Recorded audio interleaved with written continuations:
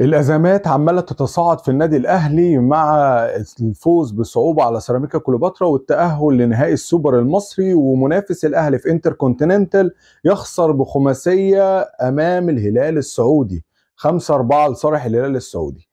أهلا بكم في استوديو الكورة، والسلام عليكم ورحمة الله وبركاته. فضلا وليس أمرا، ما تنساش تعمل لايك للفيديو وتعمل شير، ولو أنت مش مشترك في القناة تشترك عشان يوصلك كل جديد من استوديو الكورة.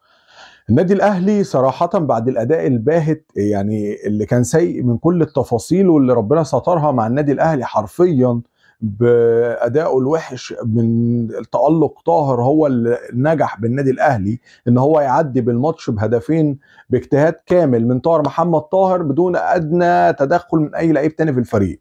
خطوط متفككه زي ما بنقول، تباعد ما بين الخطوط، مشاكل ما بين التفاهم ما بين اللعيبه، مفيش انسجاب، كل لعيب على يغني على ليلاه وحيدا، مفيش بقى التكتيكات اللي على الارض، المثلثات مفيش اي تفاصيل. الفرقه تحس ان هي قايمه متعشيه تقيل زي ما بيقولوا، يعني قايمه مش قادره تمشي. اللعيبه بتاعت النادي الاهلي مش قادره تمشي حرفيا. شوبير شال اكتر من كوره، خط الدفاع فيه جاب وفي خلل ما بين ياسر ورامي، المسافه ما بين الباكين والسرد باكين فيها مشاكل، يعني المسافه ما بين ياسر وعمر كمال، والمسافه ما بين رامي ربيعه ويحيى عطيه الله كان فيها مشاكل وفيها اختراقات بتحصل، وده بان في اكتر من كوره، من اختراقات بقى الزلاكه ولا الفخر لقاي ولا كمان الجناح اليمين كمان الناحيه الثانيه واسلام عيسى. كان في ازمه قويه جدا جدا جدا في خط دفاع النادي الاهلي. اضافه الى كده خط النص اللي كان مش موجود، امام عاشور كان خارج نطاق الخدمه، عندك اكرم توفيق برضو مش في فورمته مش في مستواه وعمل اكتر من خطا، كريم ندفيد برضو اللي بعيد عن المشاركات، عندك دلوقتي طاهر لوحده كان في الملعب، بيرسي تاو مش قادر يربط، تمام، ومشاكل كتيره في النادي الاهلي حرفيا. يعني كولر حرفيا فنيا كمان على الارض الموضوع كان صعب جدا، الموضوع كان صعب جدا، مفيش ترابط، مفيش حتت فنيه موجوده، مفيش جمل اللعيبه بتلعب عليها، اللعيبه لعبت على اقل مجهود. ممكن التوقعات تقول ان كولر كان بي عايز يطلع بالماتش باختصار باقل خسائر، يعني يعدي الماتش. طب فرديا ان سيراميكا كليوباترا كانت خدت منك الماتش كنت هتعمل ايه؟ طب انت لو دماغك وتفكيرك كده كمارسيل كولر مدير فني للنادي الاهلي، ان انت عايز تعدي باقل الخسائر، مع انك المفروض تلعب ماتش بماتش وخطوه بخطوه وتضمن المطوشه ما بينهم، اي نعم 3 ايام فقط، واللعيبه مجهده واللعيبه الدوليه عندك فيها مشاكل وجايه على طول على معسكر النادي الاهلي ما كملوش يومين، بس برضه في الاول وفي الاخر دي بطوله مهمه. مدير انت عندك الماتش الجاي رد اعتبار قدام نادي الزمالك، فانت محتاج بكل اختصار انك برضه تبقى فريقك جاهز تكتيكيا وعلى الارض.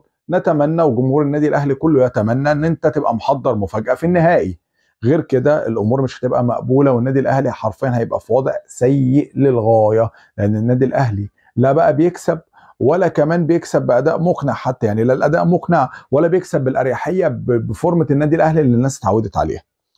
أزمة كهربا باختصار الموضوع كهربا من أول الماتش لما لقى نفسه مش في تشكيلة اللقاء وهو المهاجم الثاني وطاهر هو اللي بيلعب، يعني كان إيه، بان عليه انه متضايق وتعامل برد فعل مش كويس مع هيرالد دوت مساعد كولر اللي كان مسؤول عن تدريب المستبعدين من التشكيله الرئيسيه، فهو تخاذل شويه في التمرينه ورد فعل مش كويس. كمان بعد الماتش كمان ان هو ما حضرش المناقشه الصغيره اللي بتحصل ما بين كولر واللعيبه بعد الماتش وتوجه للاتوبيس على طول.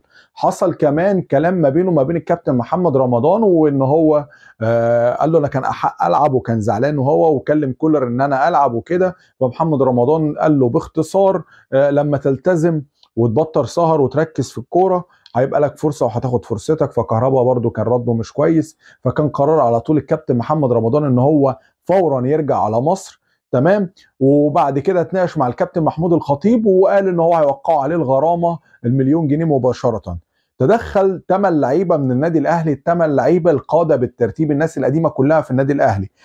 مفيش مشكله في القرار، مفيش مشكله في اي حاجه، بس حرام ان الراجل يرجع يعني على طول على مصر، يتخصم له ويتعاقب وكل حاجه، بس مش دلوقتي يرجع على مصر. وكهربا فعليا يعني كابتن محمد رمضان رفض اي تدخلات وقال لك دلوقتي يسافر، وسافر على مصر حرفيا في طياره الفجر. ده القصه العامه الكهرباء اللي بيقابلها مشكله تانية، وكان في مشاده ما بين دونجا وما بين مصطفى شلبي مع حد من المنظمين للمباراه، وبيخضعوا للتحقيق في النيابه في الامارات. بيتاخد اقوالهم في الاحداث، والموضوع هيرسى على ايه لسه مش عارفين. برضو يعني مشادات ومشاكل الفرقتين في غنى عنها. يعني لو حصل اي ايقاف او يعني الموضوع طول، انت كده لاعبين مهمين من نادي الزمالك مش موجودين. اللعيبه ما تفهمش بتفكر ازاي ولا الوضع ماشي ازاي، بس الوضع مش في افضل حاله اداريا، وفي تجاوزات كتيره من لعيبه الفريقين دلوقتي، او اكتر من لاعب بقى بيعمل مشكله، او في تطاولات او في تجاوزات بتحصل. الموضوع بشكل عام بقى مش كويس. اللعيبه برضو نرجع نقول هي تركز في الملعب، ركز في ادائك، عندك ماتش مهم، رد اعتبار للنادي الاهلي وتاكيد لنادي الزمالك ان نادي الزمالك فاز. فالماتش هيبقى صعب جدا على ارض الملعب، بس باداء الفرقتين اللي الزمالك كان وحش قوي قدام بيراميدز، وبيراميدز كان احق بنسبه كبيره. على الاقل كان ممكن يكسب 3-1 مش 1-1، والموضوع اتسطر كده من عند ربنا، ونادي الزمالك يكمل ضربات جزاء ويكسب. بيراميدز كان الاحق على الارض زي ما كان سيراميكا كليوباترا كان احق على الارض قدام النادي الاهلي. الاهلي والزمالك لو النهائي هيبقى بالشكل ده، الموضوع هيبقى من أسوأ ما يكون. الجماهير اللي رايحه والناس اللي مسافره والكلام ده كله محتاجين اداء مختلف. ماتش يبقى بقوه ما تقلش عن ماتش السوبر الافريقي اللي تم، ان ما كانش اقوى، ويكون الاداء افضل واحسن من الفرقتين. تكمله بقى لاخبار النادي الاهلي، نادي العين الاماراتي كان بيلعب ماتش قوي جدا ضد الهلال السعودي في كاس اسيا او كاس انديه اسيا فئه النخبه اللي هي الاليت، اللي اعلى فئه بالنظام الجديد لدوري ابطال اسيا. الماتش كان قوي جدا لدرجه ان الماتش خلص 5-4 بهاتريك لسفيان رحيمي وهاتريك للتورنيدو سالم الدوسري. ماتش صعب جدا وقوي جدا، كل شويه فريق يتعادل والتاني يتقدم وبيجروا ورا بعض. ماتش مش طبيعي. سفيان رحيمي 3 اهداف وسالم الدوسري 3 اهداف. الهدفين التانيين لنادي الهلال رينان لاودي ومالينكوفيتش سافيتش، وسانابريا هو اللي جاب الجون الرابع لنادي العين. ماتش بينبئ وليه مؤشرات، لان ده اخر ماتش رسمي في البطولات القاريه لنادي العين قبل ما يلعب في ماتش الانتركونتيننتال يوم 29 اكتوبر مع النادي الاهلي. خلاص يعني النادي الاهلي يوم 24 يا دوبك هيحضر نفسه لماتش الانتركونتيننتال اللي هيبقى في استاد القاهره بالساعه الكامله، على الاقل 50,000 متفرج ومشجع للنادي الاهلي. ماتش هيبقى قوي جدا، هيبقى مذاع اعتقد على قنواتنا المصريه على اون سبورت وخلافه. المفروض ان النادي الاهلي يقدم اداء يليق مع نهائي السوبر مع نادي الزمالك، وبعد كده يقدم اداء قوي يرد فيه ويكمل، لان البطوله نفسها الانتركونتيننتال هيبقى فيها كاس وتوزيع جوائز، فهيبقى بطوله قاريه جديده هتضاف للنادي الاهلي لو قدر يفوز على نادي العين. ونتمنى طبعا النادي الاهلي يفوز على نادي العين، بس نادي العين فريق قوي جدا، محتاج ترتيبات، محتاج تجهيز مختلف، محتاج روح مختلفه. مع احترامنا لنادي الزمالك كل حاجه، بطل السوبر يعني هو يعتبر حاليا المنافس الاول للنادي الاهلي على كل البطولات، بس نادي العين التشكيله بتاعته واللعيبه بتاعته قويه جدا. سفيان رحيمي، سانابريا، اكتر من لعيب قوي جدا في تشكيله العين الاماراتي، وفريق هجومي شرس حرفيا، يعني مش بنتكلم عن فريق ضعيف. في النهايه نتمنى التوفيق للنادي الاهلي في ماتش قدام العين، ونتمنى الفوز للنادي الاهلي او نادي الزمالك بس باداء قوي على ارض الملعب، مش باداء لاي فريق من الفريقين زي اللي شفناهم المره اللي فاتت. اتمنى يكون الفيديو عجبكم، ما تنساش تعمل لايك وشير الفيديو وتسيب لنا كومنت بتوقعك للفائز من ماتش نهائي السوبر ما بين الاهلي والزمالك، وتشترك في القناه لو انت مش مشترك عشان يوصلك كل جديد. كنتم مع استوديو كوره، والسلام عليكم ورحمه الله وبركاته.